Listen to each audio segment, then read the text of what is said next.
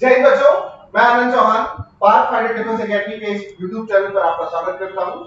आज मैं बात करूंगा कि अगर आपके अंदर वो जोश और जुनून है सेना में अफसर बनने का, अगर आपकी चाहत है कि हमें अफसर बनना है और एग्जाम हमारा 3 सितंबर को है, तो मैं यानी कि team Partha finder defence Academy आपके साथ अवेलेबल है।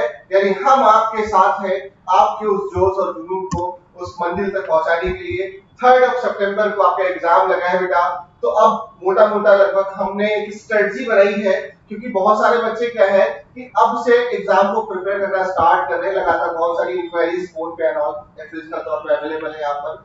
उस आधार पर मैं एक ओवरव्यू लेकर के आया हूं। मैं बताना चाहता हूं कि अगर आपके पास 55-60 दिन ही बचे हो तो फिर भाई आप एनडीए क्वालिफाई कैसे करेंगे। ये बहुत ही जो है सोचने का विषय होता है, क्योंकि जो भी डिफेंस एस्पिरेंट होता है उसके पास समय कम होता है और उम्मीदें ज्यादा होती हैं। समय कम होता है और मेहनत ज्यादा 2 महीने बचे हुए। तो एक करेक्ट पाथ के तहत जो पाथ फाइंडर लोगों को मुहैया कराता है, तो करेक्ट गाइडेंस के तहत आपको हम एक 55 डेज का मॉड्यूल की अगर हम बात करेंगे कि एनडीए जो एग्जाम है भाई बेटा बहुत छोटा सा एग्जाम है। 55 days more than sufficient time period होता है किसी भी डिफेंस एस्पिरेंट के लिए, अगर वो मानसिक तौर पर स्वस्थ है और इसी के साथ अगर उसका 11th 12th में उसके बेसिक्स उसके क्लियर है तो बच्चा बहुत आसानी से क्लियर कर सकता है। बेटा एग्जाम कुछ है ही नहीं एग्जाम में। तो क्रैक एनडीए 55 डेज हम इस वीडियोस में सारी चीजों की बात करेंगे, क्योंकि 2023 चल रहा है तो 2023 में ऑलरेडी एनडीए फर्स्ट हो चुका है जो अप्रैल में था, 16 अप्रैल को हुआ। उस एग्जाम को मद्देनजर रखते हुए उस एग्जाम को हम प्रॉपर तरीके से एनालाइज करेंगे, क्योंकि जो जस्ट पीछे का जो एक पेपर होता है वो आपको बहुत सारी जो है क्या होता है वो आशा की किरण देके जाता है कि क्या पैटर्न चल रहा है, यूपीएससी का जो सोचने का तरीका है वो लगभग किस तरफ जा रहा है या कैसा कुछ चेंजेस हो सकते हैं। और इन सारी बातों की हम बात करेंगे छोटे से वीडियो में। हम आपको सारी बातें बताएंगे बेटा।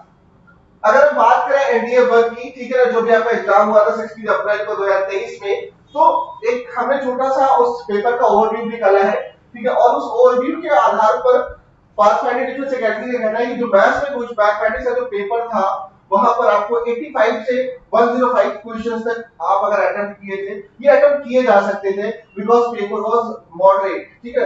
पेपर मॉडरेट आया था तो 80-85 क्वेश्चन अटेम्प्ट करना कोई बहुत बड़ी बात नहीं है अगर आप सही तरीके से एनडीए की तैयारी कर रहे हैं, अगर आपके कॉन्सेप्ट क्लियर है मैथमेटिक्स में तो बेटा।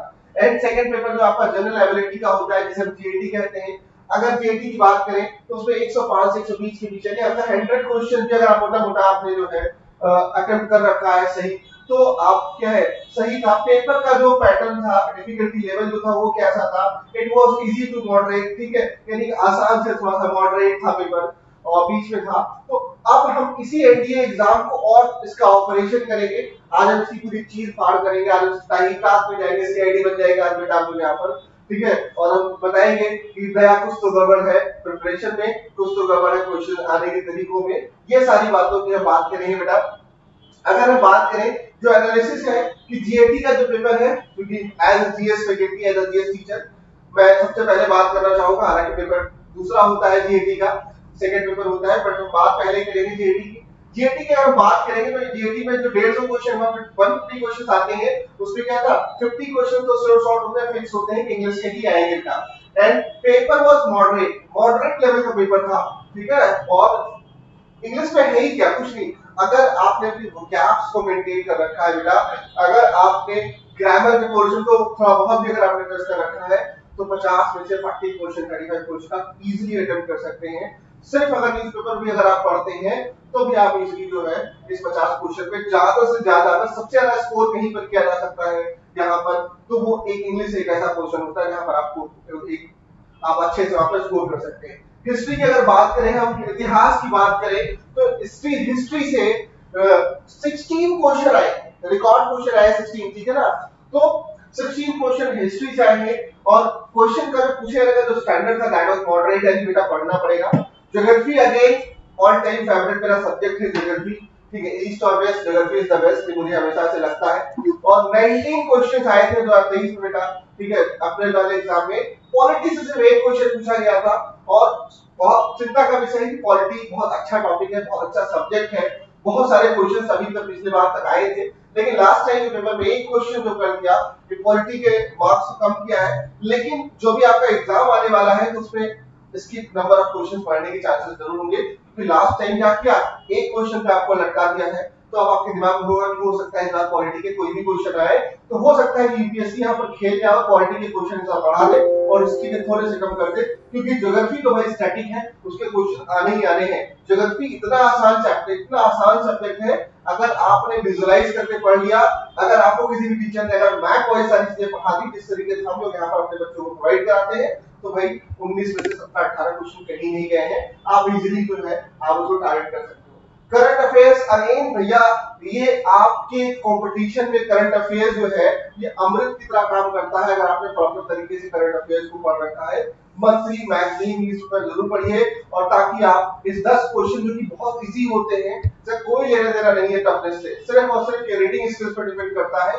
अगर आपने प्रॉपर तरीके से पिछले 4 से 6 महीने के अगर आपने किसी भी एक पब्लिकेशन हाउस के, मैं किसी का प्रचार नहीं कर रहा, किसी भी पब्लिकेशन हाउस का अगर आप एक करंट अफेयर्स की मंथली मैगजीन खरीद के पढ़ते हैं, तो मैं क्वाइट श्योर हूं कि आप सिर्फ मैगजीन पढ़ के 7 8 9 क्वेश्चन आप इजीली जो है अपने हाथ से जो है सही टिक कर सकते हैं। टिक सही करना है, टिक तो आप 100% कोई भी क्वेश्चन कर सकते हैं, लेकिन इंपॉर्टेंट क्या है, पेपर में सही टिक करने की बात हो रही है। फिजिक्स बाबा अगेन 50 क्वेश्चन, लगभग 25 क्वेश्चन, 25 क्वेश्चन होते हैं। बच्चा most of the time PCM background का होता है, फिजिक्स उसके लिए आसान होती है, तो इंग्लिश के बाद दूसरा जो सबसे इजी जो अटैक होता है किसी भी एस्पिरेंट के लिए, पीसीएम वाले बच्चों के लिए, दैट इज फिजिक्स, ठीक है ना, क्योंकि आप फिजिक्स पढ़ करके आए होते हो। फिजिक्स में बेटा 9 10 11 12, ठीक है ना, अगर 9 10 के आपने बेसिक्स भी अगर क्लियर कर रखे हैं तो मैक्सिमम टाइम आप विल फील कि क्वेश्चन वहीं से आप ऑलमोस्ट घूम फिर करके आते हैं। केमिस्ट्री की अगर बात करें तो अगेन फिजिक्स के बाद दूसरा नंबर है साइंस में केमिस्ट्री का, तो केमिस्ट्री को हल्के में न ले, क्योंकि केमिस्ट्री एक ऐसा सब्जेक्ट है कि अगर आपने उसको हल्के में लिया तो केमिस्ट्री डाइल्यूट हो जाएगी, यानी केमिस्ट्री उड़ सकती है आपके ब्रेन से। तो केमिस्ट्री को भी प्रॉपर तरीके से फिजिक्स के ऑलमोस्ट इक्विवेलेंट आप उसको लेके चल सकते हैं, फोकस कर सकते हैं। ये फोकस इसलिए भी करना लाजमी है क्योंकि आप अगर मैथ्स बैकग्राउंड के हैं तो बायो आपको बायो वाले बच्चे की कंपेयर में कम ही समझ में आएगी, ये भी एक फैक्ट है। तो उसका ध्यान रखना है कि जो फिजिक्स एंड केमिस्ट्री है, इंग्लिश के बाद दो ऐसे चैप्टर, दो ऐसे सब्जेक्ट्स हैं जहां पर आप क्या है बेहतर से बेहतर आप वहां परफॉर्म कर सकते हैं, क्योंकि वो जस्ट आप पढ़ करके आए होते हैं या जस्ट आप 12th में पढ़ रहे होते हैं, तो दोनों ही चीजें यहाँ पर आपके लिए फेवरेबल होती हैं।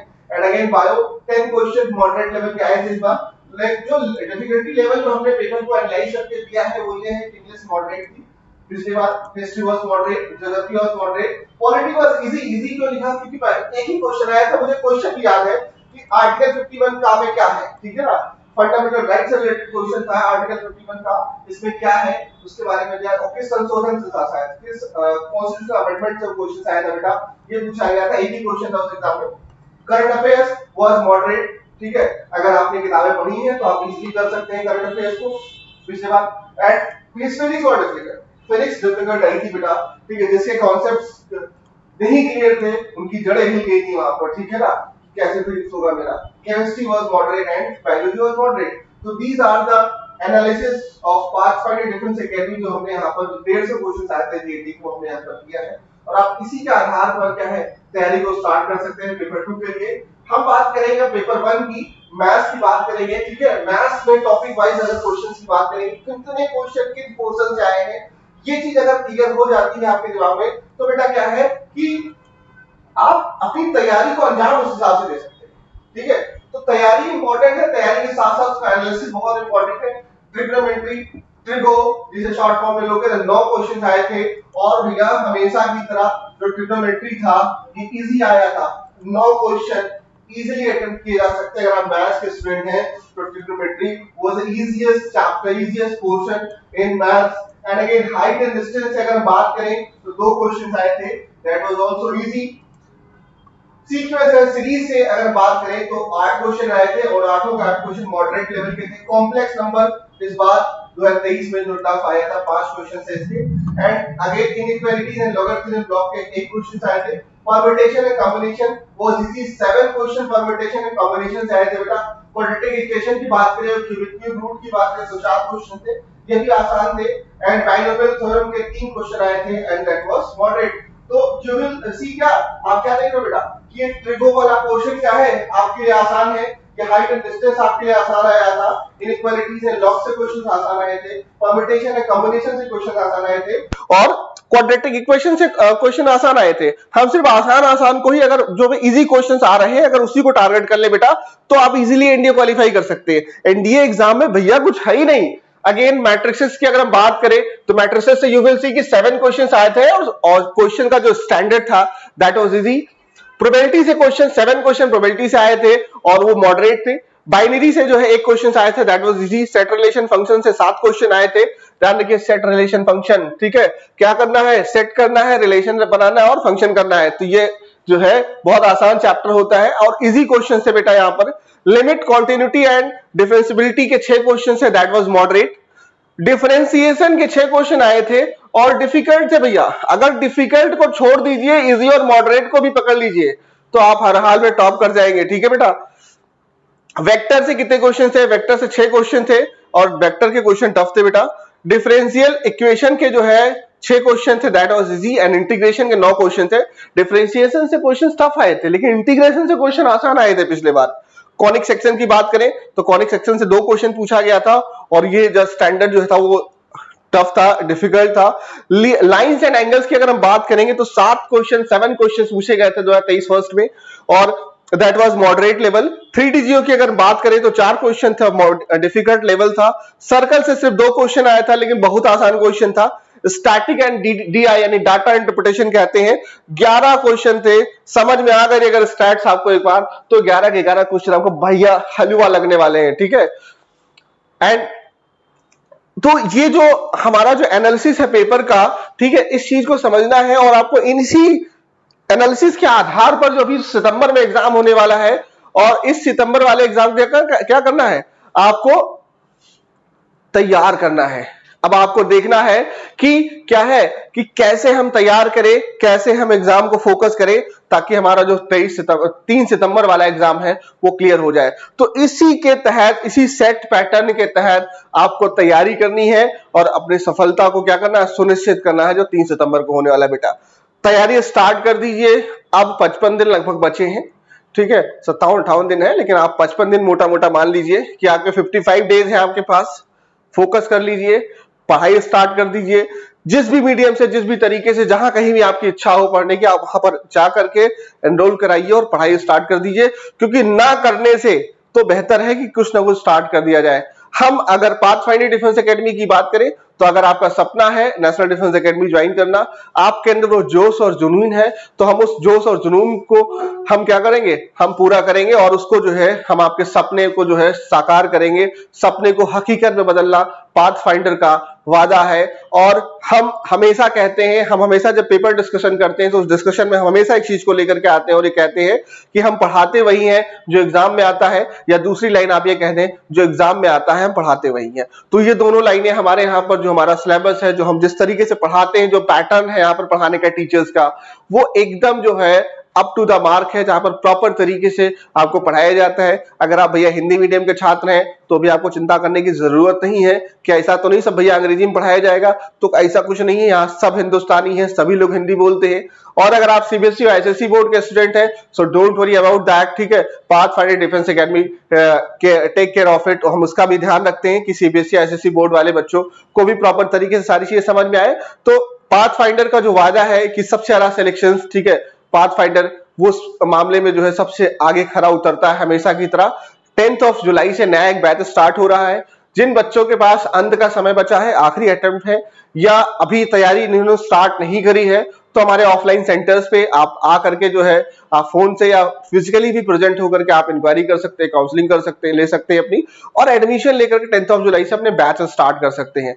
क्योंकि तैयारी को बेहतर तरीके से करना ये आपका कर्तव्य है और आपका ये फंडामेंटल ड्यूटी है, और उस ड्यूटी को मैं उम्मीद करता हूं कि जितने भी डिफेंस एस्पिरेंट हैं उसको बेहतर तरीके से निभाएंगे। और इसी के साथ किसी प्रकार की कोई भी अगर आपके डाउट्स आपके दिमाग में तो आप पूछ सकते हैं नीचे कमेंट करके। ओके, जय हिंद, जय भारत।